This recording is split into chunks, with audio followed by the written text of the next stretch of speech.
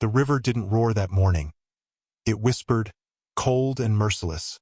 As Mara Whitebird stepped through the hanging fog with a basket of wet linen biting her hip, Lila and Rose trailed small shadows behind her, breath puffing into pearls that vanished above the water. Dry Creek still slept. One lamp in the smithy, a dog turning in a doorway, distant hoofs thudding like a slow heartbeat. The current looked tame, skin of glass tugged by something deeper, meaner. Mara knelt on the bank, fingers red with cold, and scrubbed until the ache ran into her wrists. She kept her head down the way women learn to, counting strokes, fighting the thought that the town counted them too. Every mistake, every breath, every time she didn't bow her grief enough to please them. Rose dropped a rag. It slid away, caught on a lace of ice, and then the ice let go. Rose laughed the quick, startled laugh of a 4-year-old and reached with her whole small body. Lila grabbed for her sister, missed, and both girls went forward in a hungry, perfect silence before the river found its voice. The basket tipped, linen spilled, and Mara was already in the water, the cold seizing her ribs like a hand that knew where to hurt. She clutched at Rose's collar, felt the fabric give, heard Lila's thin cry vanish under a slap of current.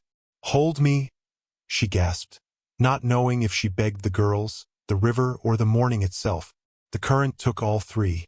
Caleb Brackett heard the scream from the cottonwoods where his bay horse steamed like a forge in the cold. He had been counting calves, lips moving with numbers and old names.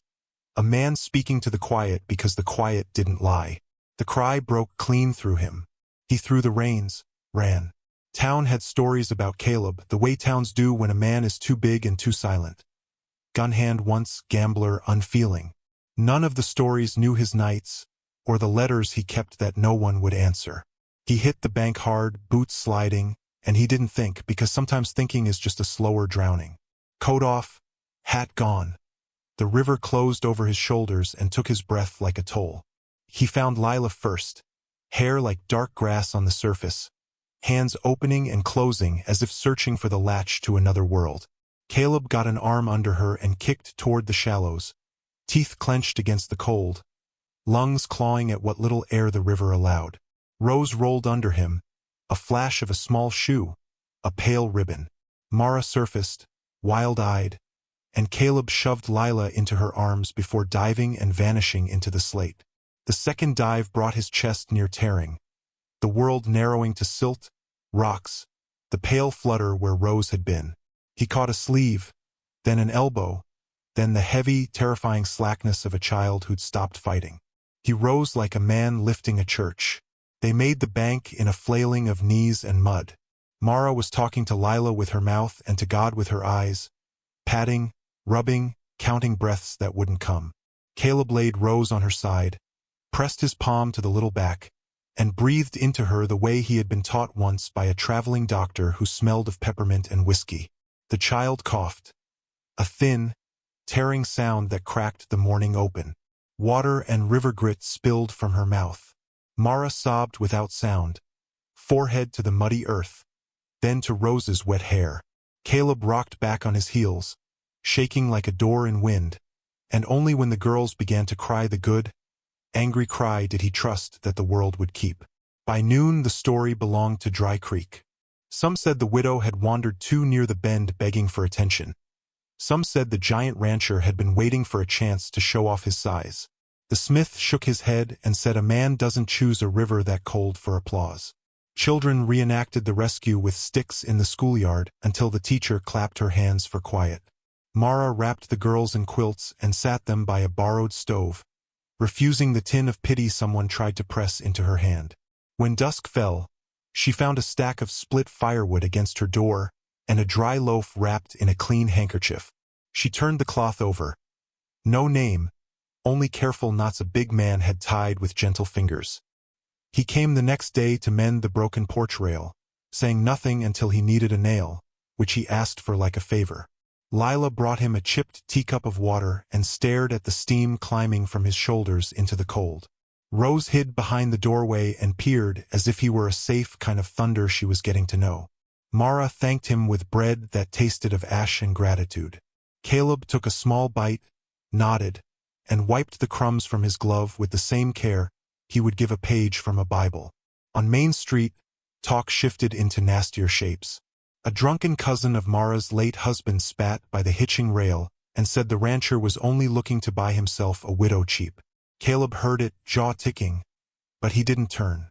He set a sack of flour on the store counter, added a paper of salt, and paid full coin without looking at the clerk's weighing eyes. When he left, the cousin followed at a distance, the way cowards walk when they believe a crowd is enough weapon. The man stopped at Mara's door and called her name like it was something he could own. Caleb crossed the street without hurry, as if he were just another neighbor with a chore to finish. "You don't call at a door where you never brought bread," he said softly, voice low as weather. The cousin laughed too loud. "You going to make me stop?" Caleb shook his head. "No, she will." And the door opened behind him. Mara stood there with a broom and with her daughters behind her knees. The cousin's grin curled around nothing. "Family," he said. "Blood," he said. She lifted the broom as if lifting a flag nobody but a mother could read. "Blood is the river that tried to take my girls," she replied. "Family is who drags them back." The man's eyes went flat. "You ain't fit," he hissed. "I'll go to the judge. I'll take them east where decent folks." The broom came down once, not on him, but on the step, the hard crack of a line drawn. Caleb didn't reach for her. He only stepped half an inch closer, so the cousin had to step back to see around him. "Go to the judge," Caleb said. "Bring your whole choir of decent." 3 days later, a letter came with the judge's seal and an order that smelled of ink and certainty. "Temporary custody hearing," it said. "Concern for the children's welfare," it said, as if paper could measure breath. Mara's hands shook, but she folded the letter once and set it beneath a chipped saucer. She told the girls a story about a deer that outran jealousy and a hawk that learned to drink from a moving stream. That night, while the wind made the eaves mutter, the girls' bed went empty. The back door stood ajar. A scarf hung on a nail swung like a clock's tongue. Footprints crossed the moon-powdered yard toward the cottonwoods. Mara's heart ran before her body did. By the river, the footprints scattered. A man's, a child's, another's, then none. Mara followed the smell of lamp oil and the scrape of a skiff rope. A lantern moved low across the water like an eye half-lidded with sleep. "Mama!" Lila's voice carried, thin but fearless. "Hush!" a man hissed. "Your mother sent me." The lie stung the dark. Mara was already waiting when hoofs hammered the bank and Caleb slid down beside her, one hand catching her arm, the other pointing.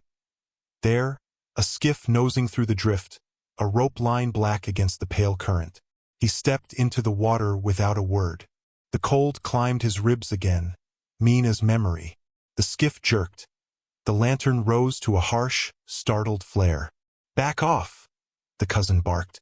"Judge's orders." Caleb kept moving. "That seal's wrong," he said. "The eagle looks left when it should look right." The cousin yanked the rope. The skiff slewed, struck ice. Lila screamed. Caleb waded deep, lifted both girls. The cousin slipped, vanished. Mara Dove caught his coat, dragged him gasping to shore. Sheriff took the false seal. Later, firelight, bread shared, hands trembling. "Hear me, some rivers judge. Let mercy choose who we become." Which city are you watching our video from? Please leave a comment. Please subscribe to the channel as well. Thank you.